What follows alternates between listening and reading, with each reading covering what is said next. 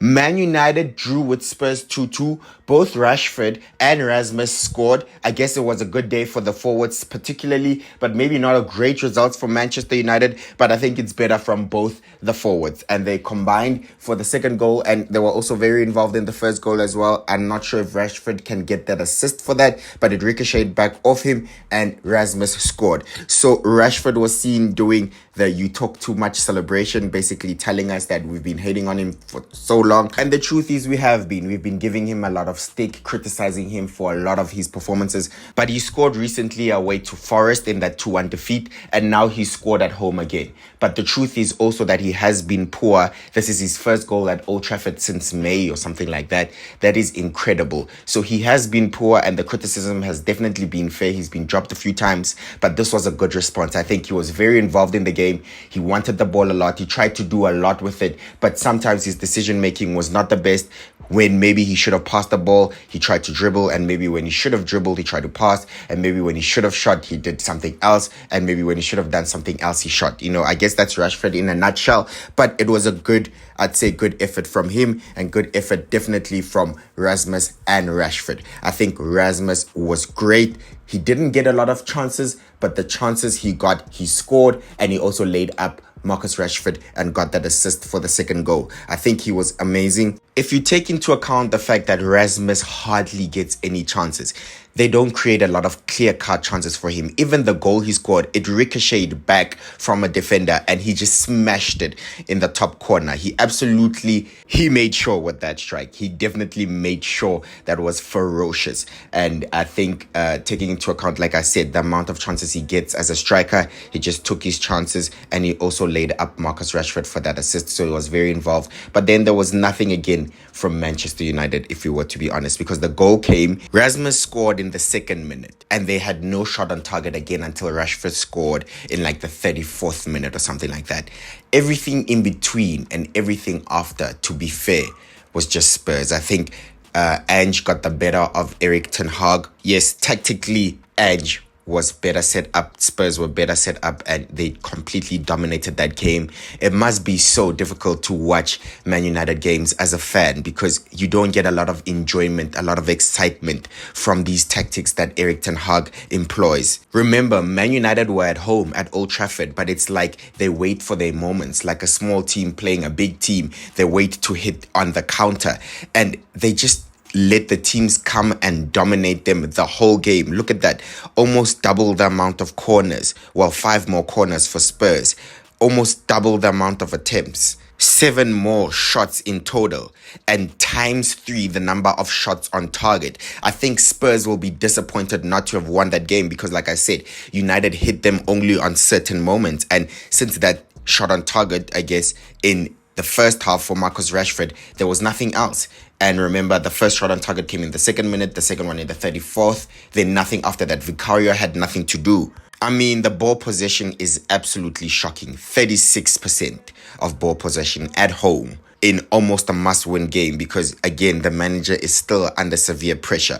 If you like expected goals, it should tell you that United barely, based on the chances that they created, should have scored. Spurs were supposed to deal with that, and based on the quality of chances that Spurs created, they deserve their goals. I mean, there's a huge difference between Ange and Erik Ten Hag at the moment, and you can see the effect that Ange has had on his Tottenham team, because that wasn't even Spurs' best 11. Son is away at the Asian Cup, and if Son was playing, it definitely would have been a bloodbath, because he's on terrific form, right? And Sa is away at AFCON. Yves Bissouma is away at AFCON. James Maddison is still out injured, and should I remind you that when he was playing, he had the most assists at the time, and definitely with this shaky defense, he would have cut them up. He would have caused a lot of problems for Man United. This wasn't even Spurs' best 11, but they definitely deserved to win the game. They completely dominated that game, and I can't believe that basically Man United lets things like that happen. For me, left back of the season, Destiny Udogie was extremely great yesterday. Extremely solid. He literally had Garnacho handled the whole game. Literally kept him quiet. Basically pocketed him. Garnacho, who is looking very dangerous recently, met his match.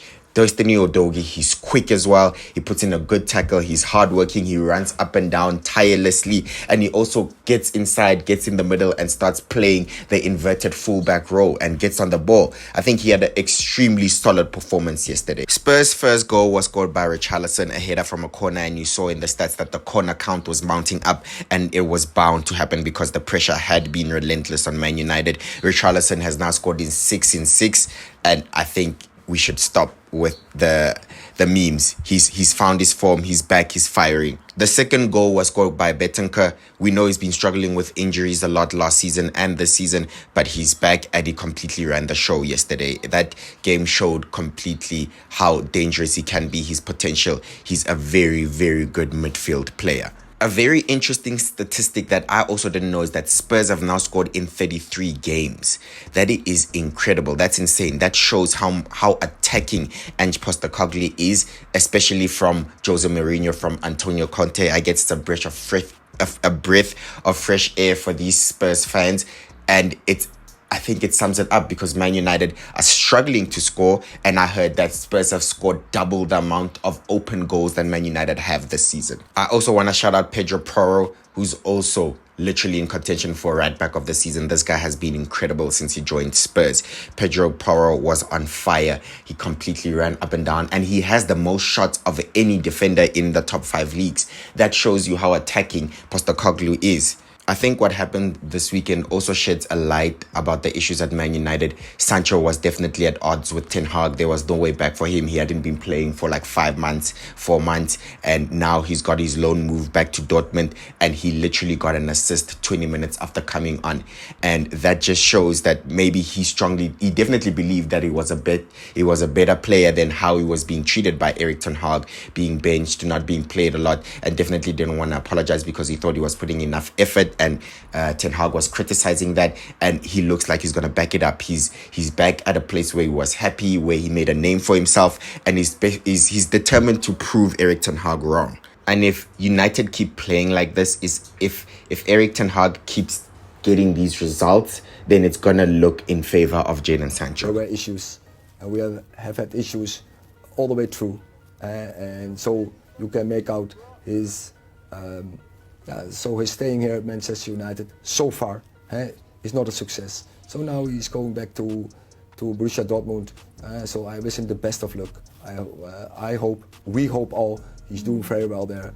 He will be successful, and then we will see what's going to happen. Can I ask you though, had he publicly apologised to you, would there have been a different outcome? Yeah, but we make it. We have said that before, and I don't want every time to return to the point. He knows what he should do, and we have made that clear. And it was also so clear and obvious about his performance. So let's stop this discussion. He's to Dortmund, and we wish him the best of luck. Yeah, essentially, I think we will stop with all the Jadon Sancho talk at the moment. We'll see what happens when he comes back for the summer. He's probably going to be sold.